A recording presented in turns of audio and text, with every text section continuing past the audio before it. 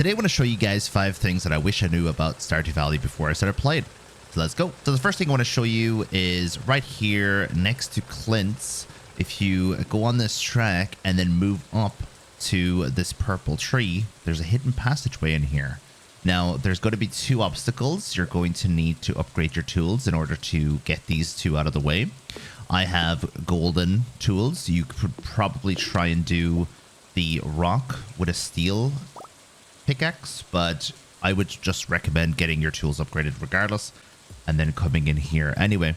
So you come up here and then you move over to the right, and hidden behind this tree is this little guy here, and that gives you the alleyway buffet.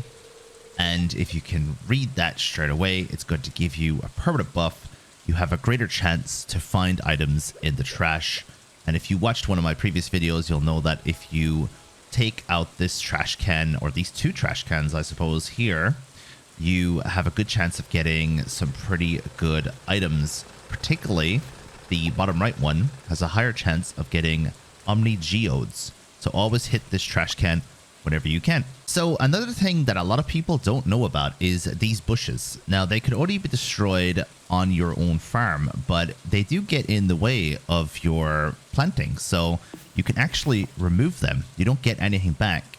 And you can kind of tell which ones can be moved and which ones can't. First of all, this one is a lighter shade of green, so it's part of the decoration, and it's not in your way, obviously. And then this one is a bit darker, and if you hit it and it makes a little thud, that means you can remove it.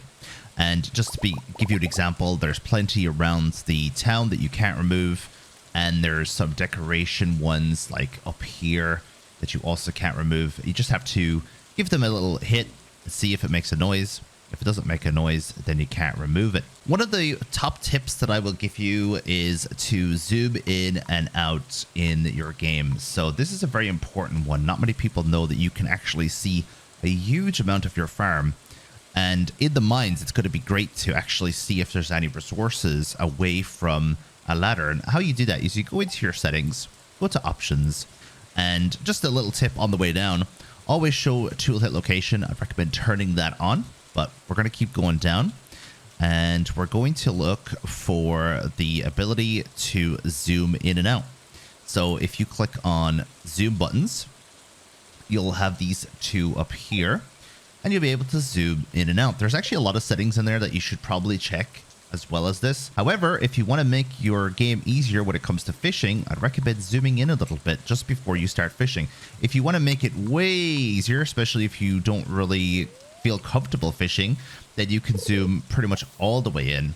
And what that'll do is it'll actually make the mini game with the fishing mechanic a little bit easier. You'll have a little bit more space. The one time that I'm getting trash and newspapers is the one time I'm trying to show you how to do this, but you'll see in a second, if I catch a fish, my setting is going to be way better than if I had it zoomed out. Now, another little tip, just as an extra one on top, if you press escape, it cancels the fishing, and that way you can save yourself from catching tons of sardines, for example, if you don't want sardines. Make sure you zoom all the way back out when you are finished here. And yeah, just press escape if you ever want to cancel the fishing minigame, if you don't want a bunch of fish that you don't need.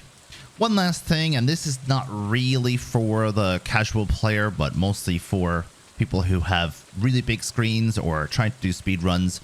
Before you go to bed, if you can remember to do it, zoom all the way in and then go to bed. Or you can just zoom in like to a comfortable amount like this and then zoom back out in the morning. And the reason why is when the little fairy spawns in the game and comes into the screen, if your screen's too big and if you're all the way zoomed out, it's going to take her 2 or 3 minutes to actually get on the screen and get off the screen.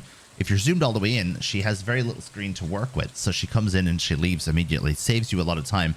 That's not really for everybody, but as I said, it might be useful for some of you. So another thing I want to show you guys is when you've upgraded your pickaxe, I'd highly recommend hitting this here and getting rid of it.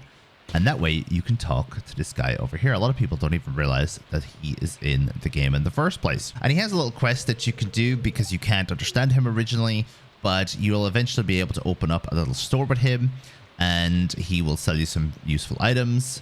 So I'd highly recommend doing that. The last thing I want to show you guys today is if you go to this wrench here when you're creating a new game, you can choose Mine Rewards Remixed, which is way better than normal. You're going to get some pretty cool weapons and armor early game instead of having to wait for the useless stuff at the beginning of the game, like the slingshot, not the master slingshot, the normal one, and some of those boots that you get that you just don't end up using. Just remix those.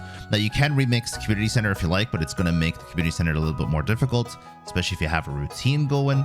So completely up to yourself if you want to do that, but I'd highly recommend doing remix Mine Rewards for every playthrough that you do. Makes the game way more interesting. So thank you very much for watching today's video. Let me know what you think of it. I'll see you guys in the next one. Let me know if any questions.